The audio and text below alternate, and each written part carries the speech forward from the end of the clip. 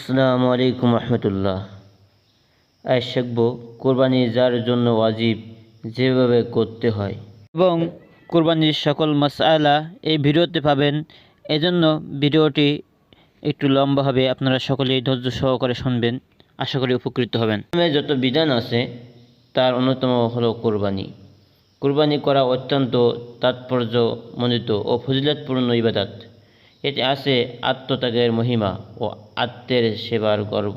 আদি পিতা হজরত আদম আলাইসাল্লাম এর দুই পুত্র হাবিল ও কাবিল থেকে শুরু হওয়া এই কোরবানির ইতিহাস মুসলিম জাতির পিতা হজরত ইব্রাহিম আলাইসাল্লাম ও তার শিশুপুত্র ইসমাইল আলাইসাল্লাম এর মহান আত্মবিসর্জনের উজ্জ্বল, যা কিয়ামত পর্যন্ত অমলন থাকবে। স্বাভাবিক জ্ঞানসম্পন্ন প্রাপ্তবয়স্ক মুসলিম যদি নিসাব পরিমাণ সম্পদের মালিক থাকেন, তাদের পক্ষ থেকে একটি কোরবানি দেওয়া ওয়াজিব বা আবশ্যক। নিসাব হলো 7.5 ভরি স্বর্ণ বা 52 ভরি রূপা অথবা এর সমমূল্যের নগদ টাকা ও ব্যবসা পণ্য বা সম্পদ। কোরবানি ওই অর্থ হলো কাছে যাওয়া বা নিকট্য অর্জন করা, ত্যাগ স্বীকার করা বা বিসর্জন দেওয়া। পরিভাষায় কোরবানি হলো জিলহজ মাসের 10 তারিখ সকাল থেকে 12 তারিখ সূর্য অস্তের পূর্ব পর্যন্ত আল্লাহর সন্তুষ্টির উদ্দেশ্যে শরীয়তের বিধান অনুসারে নির্দিষ্ট পশু জবাই করা। একটি কোরবানি হলো একটি ছাগল, একটি ভেড়া বা একটি দুম্বা এবং গরু, মহিষ ও উটের 7 ভাগের 1 ভাগ, অর্থাৎ একটি গরু, মহিষ বা উট 7 শরীকে বা 7 জনের পক্ষ থেকে কোরবানি করা যাবে। কোরবানির পশু যে কোনো মুসলিম নারী ও পুরুষ জবাই করতে পারেন। যার কোরবানি তার নিজে জবাই করা উত্তম। দোয়া জানা জরুরি নয়, বিসমিল্লাহ আল্লাহু আকবার বলে জবাই করলেই হবে। এছাড়া অন্য দোয়া জানা থাকলে পড়া ভালো। জবাইয়ের জন্য কোনো নিয়ম নেই এবং কোরবানিদাতার নাম বলাও জরুরি নয়। যিনি কোরবানি দিচ্ছেন তার মনের ইচ্ছাই নিয়াত হিসেবে কবুল হবে। নিজে জবাই করতে না পারলে যে কোনো কাউকে দিয়ে জবাই করতে পারেন। জবাইয়ের সময় নিজে উপস্থিত থাকতে পারলে ভালো। কোরবানির গোশত ধনী গরিব সবাই খেতে পারেন।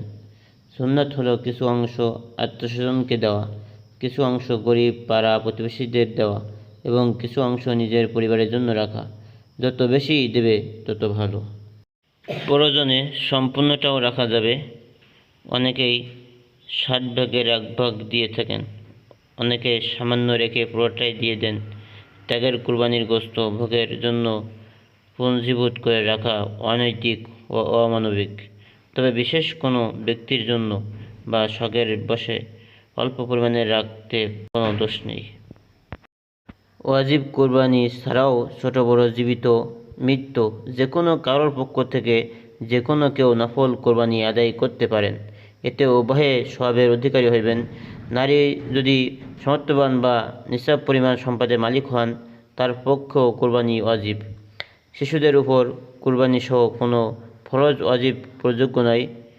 হিজড়ারা মূলত নারী বা পুরুষ, তাই তারাও প্রাপ্তবয়স্ক ও সমর্থবান হলে নামাজ, রোজা, হজ, যাকাতের মতো কোরবানিও ওয়াজিব হয়। কোরবানি শুধু পশু জবাইয়ের মাধ্যমে সম্পূর্ণ হয়। কোরবানির কোনো বিকল্প নেই।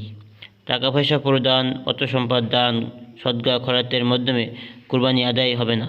সমর্থবান কোনো ব্যক্তি বিশেষ ওজরের কারণে নিজে কোরবানি সম্পাদনে সক্ষম না হলে অন্য কাউকে দিয়ে বা প্রতিনিধির মাধ্যমে তা সম্পাদন করতে পারেন।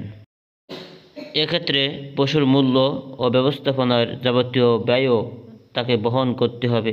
কেউ যদি বিনা পরিশ্রমে করে দেন তাতেও কোনো ক্ষতি নেই। যদি কেউ কোরবানির পশু কেনা, জবাই করা ও গোশত বিতরণ করা ইত্যাদি ঝামেলা এড়াতে চান, তবে বিশ্বস্ত কোনো ব্যক্তি, আত্মীয়স্বজন বা গ্রামের লোকজন অথবা নির্ভরযোগ্য কোনো ধর্মীয় প্রতিষ্ঠান বা সেবা সংস্থাকে তার কোরবানি সম্পাদনের দায়িত্ব দিতে পারেন।